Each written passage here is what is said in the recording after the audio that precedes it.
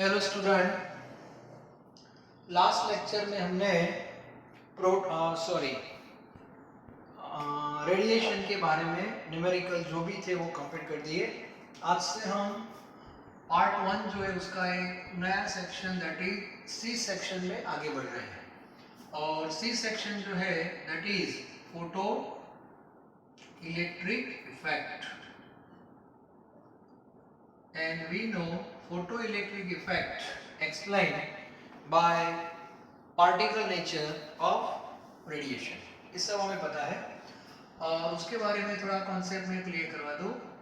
Mainly इसमें metal होता है, मेटल के पास ऑलरेडी फ्री इलेक्ट्रॉन्स है, but they all electron do not have sufficient energy to overcome from the metal, and for that we have to supply some amount of energy and that is called E, incident energy।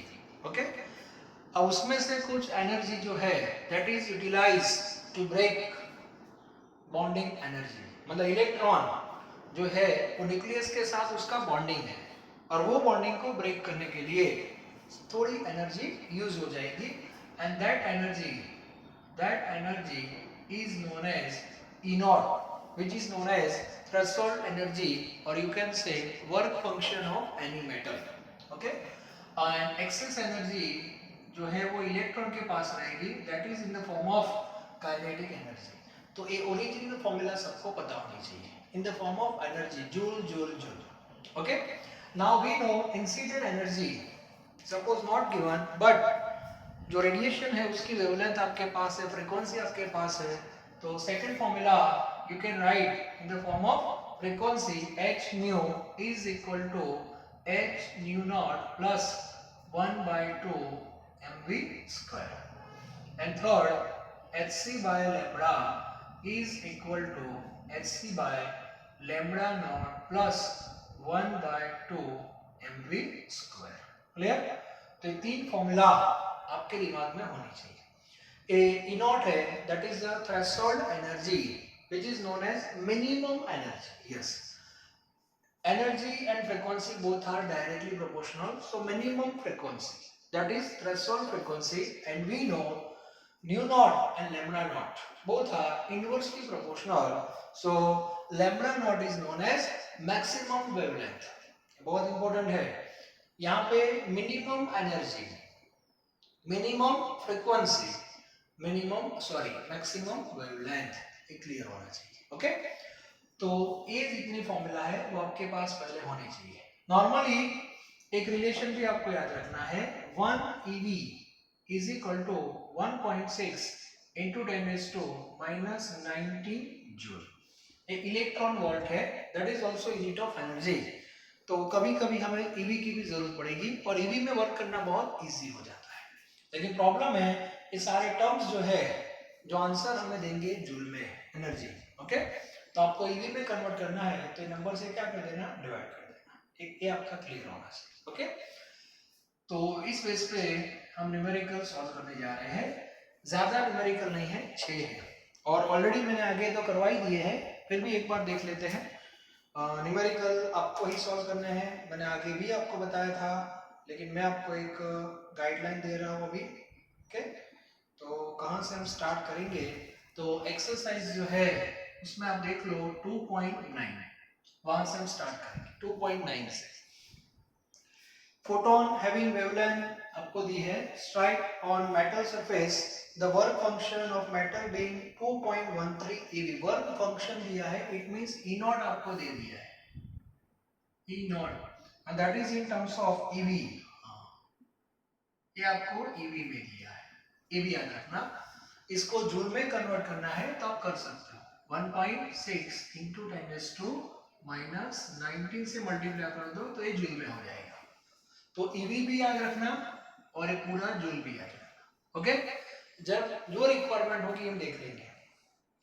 Calculate energy of photon, तो सबसे पहले जो incident energy है that is E, वो आपको find करना है, that is hc by lambda।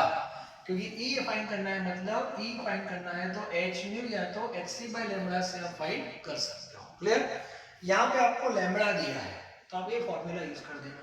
Okay, और h की वैल्यू क्या है, c क्या है, लैम्बडा नैनोमीटर में है तो उसको मीटर में कन्वर्ट कर देना।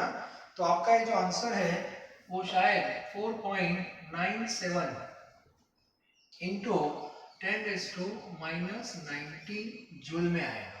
मेरे पास जो सॉल्यूशन की बुक है उसमें ए आंसर है, थोड़ा इधर उधर हो जाए तो टेंशन मत लेना, ओके।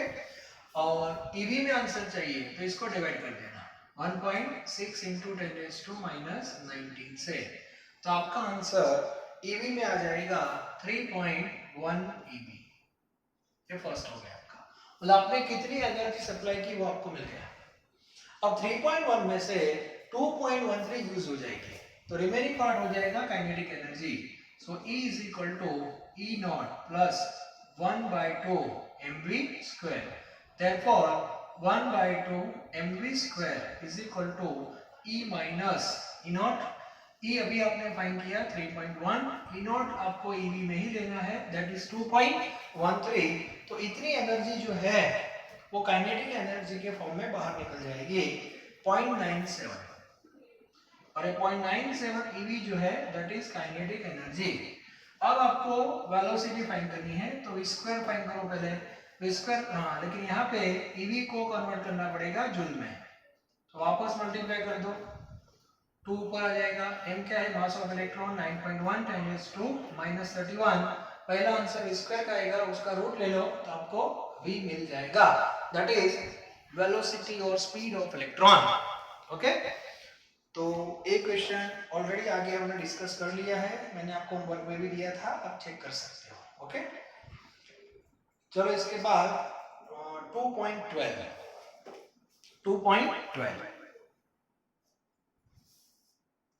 मैं आपको हिंट दे रहा हूं, ज्यादातर क्वेश्चन हमने सब कुछ सॉल्व कर ही दिया है, अभी हमारे पास इतना टाइम नहीं है, थोड़ा वर्क आपको भी करना पड़ेगा।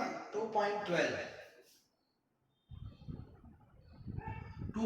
जो है उसमें electrons are emitted with zero velocity. Zero velocity का मीनिंग क्या हो जाता है कि यहाँ से जो इलेक्ट्रॉन, नॉर्मली इलेक्ट्रॉन निकलता है आपको भी पता है काइनेटिक एनर्जी के साथ, लेकिन जीरो वेलोसिटी बाहर निकला मतलब वेलोसिटी उसकी जीरो होगी। अब वेलोसिटी जीरो हो जाएगी तो काइनेटिक एनर्जी भी जीरो हो जाएगी, इट मींस E और E नॉट दोनों सेम हो जाएंगे। तो जो इंसिडेंट एनर्जी है that is equal to threshold energy, और you can say work function, इन दोनों की वैल्यू सेम हो जाएगी। तो आप E फाइंड करो या E नॉट फाइंड करो, सबका मीनिंग सेम हो जाएगा। तो सबसे पहले काम करते E फाइंड कर देते हैं, क्योंकि आपको जो रेडिएशन दिया है 6800, तो सबसे पहले दोनों की वैल्यू तो सेम ही है, तो एक काम करते ही फाइंड कर देते। चल E is equal to hc by lambda, h की value 6.626 10⁻⁻34 3 into 10⁸ metre per second, lambda in terms of metre, यहाँ पे आपको दिया है एंगस्ट्रॉम में 6800 into 10⁻⁻10, ये आंसर आएगा आपका जूल में, and that is equal to E naught. ये दोनों सेम हो गए, ओके। और E नॉट के बाद E नॉट वही हो गया, तो E not is equal to h nu naught, h से क्या कर दो, डिवाइड कर दो, दैट इज थ्रेशोल्ड फ्रीक्वेंसी, और E not is equal to hc by lambda naught, और दूसरी भी फॉर्मूला है nu naught is equal to c by lambda naught. ये तो आपको मिल गया ना, तो इसको सब्जेक्ट बनाओ तो ये भी हो जाएगा। तो बहुत इजी समय, लेकिन कॉन्सेप्ट ये है, वेलोसिटी जीरो, ये कॉन्सेप्ट है, बाद में ये सब तो इजी है, क्लियर, तो वो भी आप कर सकते हो। इसके बाद पीछे 4 न्यूमेरिकल है, वो भी हम देख लेते हैं। 2.51 आई थिंक, यस 2.51 देखो, 2.51 that is also based on photoelectric effect. The work function for cesium atom is given, work function आपको दिया है, work function means E naught, and that is also in terms of EV 1.9 EV। इसको multiply करोगे आप तो वो joule में मिल जाएगा, ये सब आपको पता है। चलो इसमें थ्रेशोल्ड वेवलेंथ आपको फाइंड करनी है, थ्रेशोल्ड वेवलेंथ तो इसको E not is equal to H C by lambda not. तो lambda not is equal to, अब क्या करोगे, H C by E not. तो एच की वैल्यू किस में होगी, जूल इनटू सेकंड में, सी की वैल्यू होगी मीटर पर सेकंड में। तो ई नॉट आपको कंपलसरी जूल में लेना पड़ेगा, मतलब इसको मल्टीप्लाई करना पड़ेगा 1.6 10 -19 जूल से। क्लियर? तो ए आपका हो जाएगा metre, that is threshold wavelength. दूसरा फाइंड करना है आपको threshold frequency. So nu naught is equal to C by lambda naught, लिख सकते हैं ना? हाँ, तो लेमडा नॉट तो आ गया, तो आप न्यू नॉट भी फाइंड कर सकते हो इन terms of second inverse. And third, if the caesium element is irradiated wavelength 500 nanometer, calculate the kinetic energy and velocity of the photoelectron। मतलब इसमें ये दोनों फाइंड करने के बाद आपके पास E नॉट तो है, तो E फाइंड करना पड़ेगा बस। E is equal to hc by lambda, मतलब इंसिडेंट एनर्जी आपको फाइंड करनी है hc by lambda से, और उसका लैम्बडा आपको दिया है, तो E आपको मिल गया। और उसके बाद वो जूल में आएगा, E is equal to E naught plus kinetic energy. तो ए वैल्यू जूल में है, ए भी जूल में फाइंड कर सकती है आपके सामने। तो काइनेटिक हो जाएगी, kinetic means 1/2 mv square, v square find कर दो, v स्क्वायर का रूट निकाल दो, दैट इज वेलोसिटी। क्लियर? तो इस बेस पे आप फाइंड कर सकते हो। तो ये न्यूमेरिकल भी आपको फाइंड करना है। Try it, you can do it, okay, do not worry. इसके बाद एक टेबल दिया है, वो टेबल वाला जो क्वेश्चन है थोड़ा कॉम्प्लिकेशन वाला है, फिर भी मैं थोड़ा आपको हिंट बता सकता हूँ उसमें थोड़ी मेहनत ज़्यादा हो जाएगी आपके लिए, सिंप्लीफिकेशन के लिए। तो क्वेश्चन पढ़ो पहले क्या है, ओके। और क्वेश्चन जो है उसमें 2.52, यस 2.52 में ऐसा है, following results are observed when sodium metal is irradiated with different wavelength, calculate threshold wavelength। मतलब एक पूरा एक्सपेरिमेंट हुआ है, उसमें लैम्बडा आपको नैनोमीटर में दिया है। 3 एक्सपेरिमेंट हुए हैं, Monday, Tuesday, Wednesday. Monday sodium metal के ऊपर जो रेडिएशन आया, incident radiation having wavelength 500 nanometre, और सामने उसकी जो वेलोसिटी, इलेक्ट्रॉन जो बाहर निकले उसकी वेलोसिटी दी है दैट इज 2.55। लेकिन यूनिट में थोड़ा इश्यू है, वो मैं आपको बताता हूँ बाद में, ट्यूसडे और बाद में वेडनेसडे। तो सबसे पहले जो टेबल है उसको थोड़ा मैं सिंप्लीफाई कर देता हूँ। तो लैम्बडा आपको दिया है नैनोमीटर में, तो सबसे पहले मैं उसको मीटर में क्या कर दूँ, कन्वर्ट कर दूँ, ओके। तो मीटर में कन्वर्जन क्या हो जाएगा, सो 500 इंटू 10⁻⁻9 मीटर, ठीक है, मंडे। ट्यूसडे वाली वैल्यू हो जाएगी आपकी 450 इंटू 10⁻⁻9 मीटर, और वेडनेसडे की वैल्यू हो जाएगी 400 इंटू 10⁻⁹। क्लियर? अब जो वेलोसिटी है दैट इज v, अब वो मीटर पर सेकंड में है, गलती से सेंटीमीटर पर सेकंड में लिख दिया है। अब ये वैल्यू देखो ऐसे नहीं, कॉलेज में ऐसा एक पैटर्न चलता है, v इंटू लिखा क्या है 10⁻⁻5 ऐसा लिखा है, ओके, ये टेबल है। और मंडे में ऐसा लिखा है 2.55। इसका मीनिंग क्या होगा, वेलोसिटी 2.55 नहीं है, ये 2.55 that is equal to this value. इसका मीनिंग होता है v into 10⁻⁵ is equal to 2.55, yes.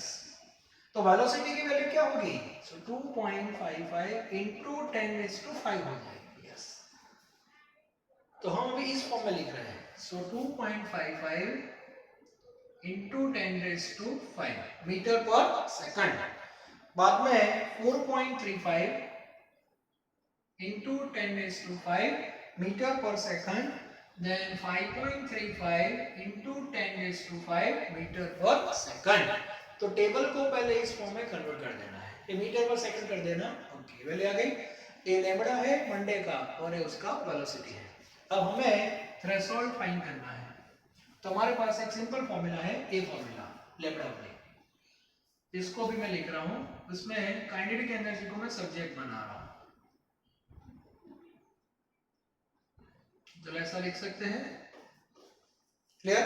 Okay, अब इसमें से कॉमन निकालते हैं, कॉमन क्या निकलेगा, Hc, और यहाँ पे काइनेटिक एनर्जी। अब आपको क्या करना है, तीन में से कोई भी दो रिजल्ट जो आपको अच्छा लगे वो इसमें डाल दो। जैसे फर्स्ट ये रिजल्ट में इसमें डाल रहा हूं, इसके अंदर चलो m है, उसकी वैल्यू लिखने की जरूरत नहीं है क्योंकि इलेक्ट्रॉन है, mass of electron always constant. Velocity हम रखेंगे यहाँ पे 2.55 into 10⁵ और उसका क्या करेंगे, स्क्वायर।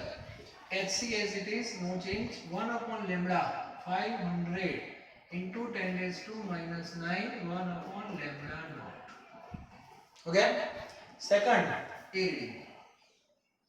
रीडिंग, इसमें आएगा 1/2 m 4.35 into 10⁵ square is equal to Hc 1 upon 450 into 10⁻⁹ 1 upon lambda naught. Okay, ready? This is equation number 1 and this is equation number 2. इन दोनों का रेशियो है, फिनिश। रेशियो से ये निकल जाएगा, ओके, और ये भी कट हो जाएगा, और फिर इसको सिंप्लीफाई करना है with the help of maths. यहाँ से मल्टीप्लाई करना पड़ेगा, एलसीएम लेना पड़ेगा, ये सब वो आपको डिपेंड है, आप ट्राई करो, मैंने आपको हिंट बता दी है कैसे करना है, और इसको जब सॉल्व करोगे आप तो आपका आंसर आ जाएगा लैम्डा नॉट, ये आंसर आएगा मीटर में, और बाद में उसको आप नैनोमीटर में कन्वर्ट कर सकते हो, ठीक है। सो 2.52 थोड़ा लेंथी रहेगा आपके लिए, एग्जाम में ऐसे नहीं आएंगे, फिर भी मेथड आपको पता होनी चाहिए, ठीक है। नाउ 2.53 ये देख लो एक बार, 2.53 में भी एक नया कॉन्सेप्ट आपके सामने आ रहा है, वो फिजिक्स वाले क्लास में बताते हैं, मैं आपको अभी बता रहा हूं। नॉर्मली हम इलेक्ट्रॉन को बाहर निकालते हैं और वो इलेक्ट्रॉन दौड़ता रहता है, सबको पता है, with the help of kinetic energy, उसके पास काइनेटिक एनर्जी होती है। अब देखो क्या हो रहा है, 2.53, अब फिजिक्स वाले क्या करते हैं, देखो ये जो एक्सपेरिमेंट है उसको एक स्टेप आगे ले जा रहे हैं। हमने इलेक्ट्रॉन को बाहर भेज दिया विद काइनेटिक एनर्जी, वो सामने क्या करते हैं, यहाँ पे एक मेटल डाल देते हैं और उसके ऊपर नेगेटिव सप्लाई कर देते हैं, और नेगेटिव और इलेक्ट्रॉन के बीच में क्या होगा, रिपल्जन होगा। तो ग्रेजुअली ये लोग क्या करेंगे, इससे इलेक्ट्रॉन की काइनेटिक एनर्जी कम हो जाएगी, बात समझ आ रही है, और ग्रेजुअली वो यहाँ पे वोल्टेज आता है, वो वोल्टेज को इंक्रीज करते रहते हैं, और कितना इंक्रीज करते हैं, काइनेटिक एनर्जी जीरो हो जाए, और काइनेटिक जीरो हो जाएगी तो इलेक्ट्रॉन बाहर नहीं आएगा, and that potential is known as stopping potential, that potential is known as stopping potential, और स्टॉपिंग पोटेंशियल की वैल्यू है that depends on kinetic energy, kinetic energy जितनी ज्यादा रहेगी उतना स्टॉपिंग पोटेंशियल ज्यादा रहेगा, ओके। तो इसका मीनिंग हो जाता है kinetic energy that is directly proportional to SP, SP में स्टॉपिंग पोटेंशियल। तो क्वेश्चन देखो एस फॉर्मेट में है, the injection of the photoelectrons from the silver metal in the photoelectric effect experiment can be stopped, underline कर दो वहां पे, by applying the voltage of 0.35 volt when the radiation 256.7 nanometer used, calculate the work function for silver metal. Okay, तो सबसे पहले kinetic energy आपको find करनी पड़ेगी। सो काइनेटिक एनर्जी जो है that is 1/2 mv² that is equal to ev, yes ये formula हो गई। तो यहाँ पे E हमारे लिए रहेगा 1.6 into 10⁻⁻19 कूलम, इसको कूलम बोलते हैं, इनटू चलो कितना है वोल्टेज, स्टॉपिंग पोटेंशियल 0.35 जो है दैट इज वोल्ट। तो आपका ये जो आंसर आएगा, ये जो आंसर आएगा कूलम इनटू वोल्ट में आएगा, coulomb into volt, yes 1/2 mv²। और ये जो फिगर है इसको वापस हम डिवाइड करते हैं, इसको मैं डिवाइड कर रहा हूं 1.6 into 10 raised to minus 19. Okay, और इसको मैंने डिवाइड कर दिया। एक कूलम इनटू वोल्ट को क्या बोलते हैं? जूल। ये हो गया आपका जूल, याद रखना, coulomb into volt that is equal two joule. तो एक कूलम है, ये वोल्ट है, तो इसका मल्टीप्लिकेशन क्या होगा? That is coulomb into volt, और कूलम इनटू वोल्ट को क्या बोलते हैं? जूल बोलते हैं। और जूल से मुझे वापस ईवी में आना है, तो ये नंबर से मैं क्या कर दूं? डिवाइड कर दूं, तो वापस ये दोनों कट हो गए। सो 0.35 जो अब तक स्टॉपिंग पोटेंशियल था वो ईवी में आ गया, तो हो गई हमारी kinetic energy in terms of EV. Clear? ये टर्म आपका आ गया। अब हम ये फाइंड करते हैं ई फाइंड करना सिंपल है, hc by lambda 6.626 into 10 raised to minus 34, 3 into 10 raised to 8 lambda हम लेंगे 256.7 नैनोमीटर है, तो 10 raised to minus 9 मीटर। ठीक है, और बाद में ये आंसर आएगा जूल में, तो उसको वापस क्या कर देना? डिवाइड कर देना 1.6 into 10 raised to minus 19 से, तो E का आंसर भी ईवी में आ जाएगा। क्लियर? और उसके बाद E is equal to E naught plus kinetic energy, आपको ई नॉट फाइंड करना है, so E minus kinetic energy. E eV में है, काइनेटिक ईवी में है, तो ई नॉट आपका ईवी में आ जाएगा। क्लियर?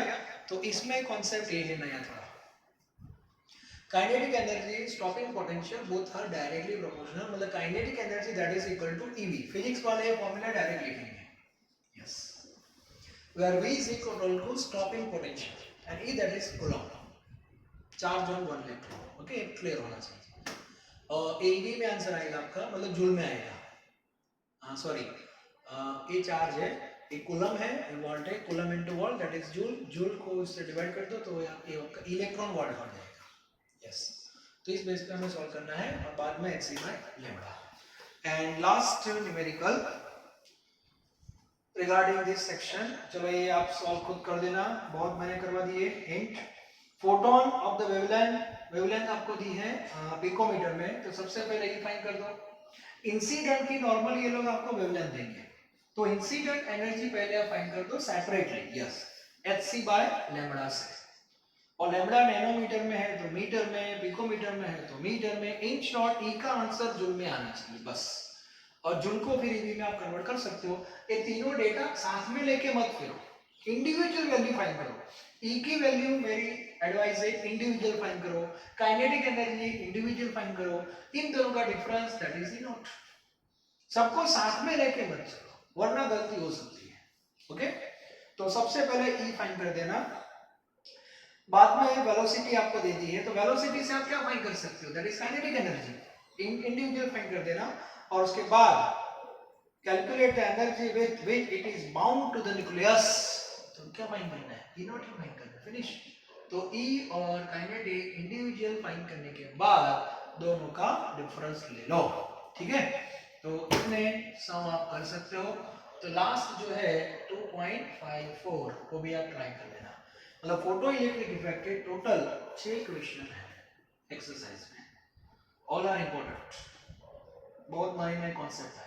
फोटो इलेक्ट्रिक इफेक्ट क्या है वो तो क्लियर होना ही चाहिए, मेन चीज वो है। ओके, तो आज का लेक्चर यहाँ मैं कंप्लीट कर रहा हूँ। ये हो गया हमारा part 1 section C, photo electric effect. अब नेक्स्ट कौन सा टॉपिक आएगा वो आपको पता होना चाहिए, and that is Bohr model और ये सब सीरीज, लाइमैन, बाल्मर, पाशियन, तो उसके जो भी टॉपिक्स है वो आप थोड़ा पढ़ के आना। ओके, बोहर मॉडल में बहुत फॉर्मूला है, रेडियस है, वेलोसिटी है, मोमेंटम है, डेल्टा ई है, बहुत सारे फॉर्मूला है, और न्यूमेरिकल भी शायद ज़्यादा होंगे। ठीक है, तो देखते हैं कितने न्यूमेरिकल है, उस हिसाब से हम चाहे तो उसको भी 2 पार्ट में डिवाइड कर सकते हैं। एक पूरा सेक्शन सीरीज का ले सकते हैं और एक बोहर मॉडल, लेकिन दोनों ऑलमोस्ट सेम जैसे ही है, इसलिए दोनों को मैं साथ में ले लूँगा। ठीक है, और एक सेक्शन बाद में रहेगा आपका डी ब्रोगली और हाइजेनबर्ग। बस 2 लेक्चर का काम अभी भी है, तो चैप्टर 2 आपका बेस्ड हो जाएगा, उसके बाद चैप्टर 2 का हम जीनिट लेंगे। ओके, तो जिससे उसके 2-3 लेक्चर हो जाएंगे जीनिट के, तो उसके एमसीक्यू कैसे सॉल्व करते हैं वो भी एक आपको हैबिट मिल जाएगी। उसमें हम पार्ट 1 और पार्ट 2 दोनों का सेपरेट सेक्शन लेंगे जेईई नीट के point of view. Okay, thank you very very much.